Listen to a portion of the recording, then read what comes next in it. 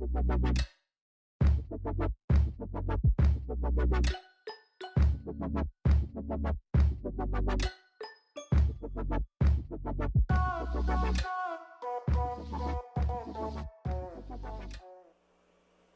thanks for joining us today. My name is Pastor Anthony. This is Pastor Jim from Real Life Church. We're in the middle of a series where we are covering topics we're calling Homeschool for the Soul, where we're hanging out with you for a little bit each day and talking through things that we feel like will be helpful for your spiritual discipline that you are working on while we are home together. Right. And this season of Home Together feels a little bit like Thanksgiving dinner, but it just keeps going. The worst kind, yes. Right, that's right. Yeah. And so today we want to talk a little bit about what it means to be a good husband, to do marriage well in seasons like this, where we're spending more time with our spouse than maybe we feel like we signed up for. And Jim, I know that sometimes being a pastor and being honest about our relationships, our marriages, our parenting is tricky. So to help you out today, I've actually hooked you up to a lie detector. Oh. Right. I thought it would be fun for us to experience that. Okay. I didn't know we were doing that. Yeah, no, okay. I'm aware. Because if I would have told you that, you might not have said yes, but you did, and I'm glad you're here. Here's how you calibrate a lie detector.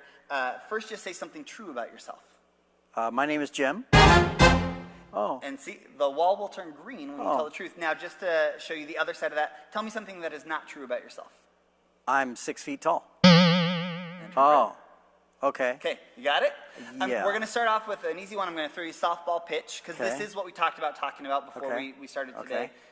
Does the Bible say anything about doing marriage well, being a good husband? Like, are there instructions in the Bible for how to do that best? Sure, yeah. The Bible does have all kinds of good advice on being a spouse, being a husband. In Ephesians, it says, "Husbands, love your wives as Christ loved the church." And that means as husbands, our role is to serve our wives. Not to be their boss, not to tell them what to do, but actually to take care of their needs as Jesus cares for all of us. And so whether we're out earning an income to take care of our family, or whether we're home and washing the dishes, our job is to care for and to serve our wives so that they see Christ's love coming through us. And that's what the Bible says. Oh, yeah. See, telling the truth, pretty easy to do. I tell the truth all the time. Would you like to correct that statement? Maybe your lie detector's broken or something. No, that's not it. I'm still learning. There you go. There you go. Okay, so as we spend a lot of time together, maybe more time than we're used to spending, sometimes emotions can get big. Yes. And especially in marriages, we can deal with anger towards our spouse. Right. Does the Bible say anything about what we're supposed to do with that? Yes, again, the Bible does have really practical advice for dealing with anger. In the book of James, it says, "Our anger does not bring out the righteous life that God desires for us." And it says that instead you should be slow to speak and quick to listen. So what we should do as couples, especially as we're quarantined, as we're in our homes, is try to let the other person go first. Just like if you opened a door for somebody, let the other person go first. And that helps to curb and restrain some of the angry responses. If we can do that, if we can follow what the Bible says and be gracious to one another, I think this time together in our homes is going to be more peaceful. That's good. Oh, there you go. Yeah. So, and honestly, I've been taking the biblical advice and putting it into practice in my own life. And, you know, Yolanda tells me I am knocking it out of the park. I'm above average, she says. She says, if it were a pass-fail class, I would pass. There you go. I know that you and Yolanda have a practice that Christine and I do too, where we do regular date nights. Like, that's a thing we do. Right now, kind of hard to go out. Hard to keep that rhythm going. Yeah. Maybe when this is done, get back to that. But in the meantime, like, how do we keep things fresh? Like, what does that look like? Yes. I'm glad you asked. I have like 7 different pieces of advice. Okay, I'm basically making this up as I go along. But now that you ask, one thing I'd suggest is that when we're in our homes is that because we can't go out on dates to different places, try something a little creative and have meals in different places if your home allows for it. So do a picnic lunch on the living room floor, or take a table outside and have dinner on your front lawn. Try to mix up dinner time a little bit just for fun to add some creativity to it. Then another thing you can do for your spouse that's neat and sentimental is to take little Post-it notes and write little love notes to them and hide them in different places around the house. So they open a drawer and they find a note for you. That's a neat touch that you can do to just kind of add a moment of sweetness in their day. That's good. not everybody's in this season. We're also in a season of we're parenting while also doing married life in very close proximity.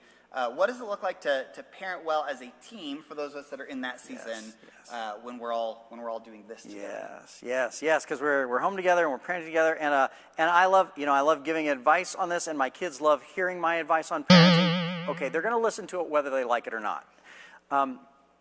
So in parenting. I think an important responsibility is to make sure that you parent as a team, but you divide responsibilities. And so advice that was given to me along the way is that if the child is taking a daily medication of any kind, it's good for one parent to be responsible for that, so there's no confusion about when they've taken their medicine or if they've taken it. One parent monitors that. Well, I think that applies in all kinds of different roles in the home. So you're parenting as a team, but maybe one parent takes the role of they're teaching math in the morning, and the other one is teaching reading in the afternoon. Or one parent takes the kids out on a walk in the morning, so parent number 2 can have some peace and quiet by themselves, and in the afternoon, the other parent takes them out and plays basketball, so the first parent can stay and have some time to themselves. And so I think if we work as a team, but we pass off clearly delineated responsibilities, I think we're going to do better together in this season.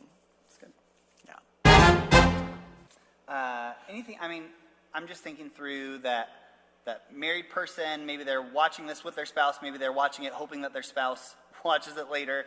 Anything else that you just say as we navigate marriage that we haven't quite talked about yet? Sure. So this is a season in which to practice, surprise acts of kindness. And if you see that your spouse is about to wash the dishes, go wash the dishes for them. If you see the spouse is about to do laundry, go do the laundry for them. And we just need to take initiative in being kind-hearted towards one another in this season. That's good. Yeah.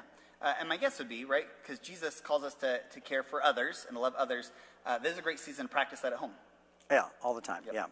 Yeah. See, that wasn't so hard. No, I've enjoyed every single moment of this. Well, at least, I'd imagine, since you told Yolanda we were going to be doing this today, nothing you said is going to surprise her, so that's good. Right, she's totally prepared for this. Okay, here's one. I'm leaving. Okay. Well, thanks for hanging out with us today. Hopefully you found this helpful. Every day we're posting videos like this in our Homeschool for the Soul series. If along the way you have a need that comes up, if as you're watching these they resonate with you, but maybe you have questions, you can email us at the church, info@reallife.la. We're trying to respond to those as quickly as we can. If you know of someone near you who has a need, you can send those to us as well. Check back tomorrow for more of these videos. And if it's helpful for you, if you sat here today going, oh, this is good content, we'd encourage you to share it, to hit like on one of the videos.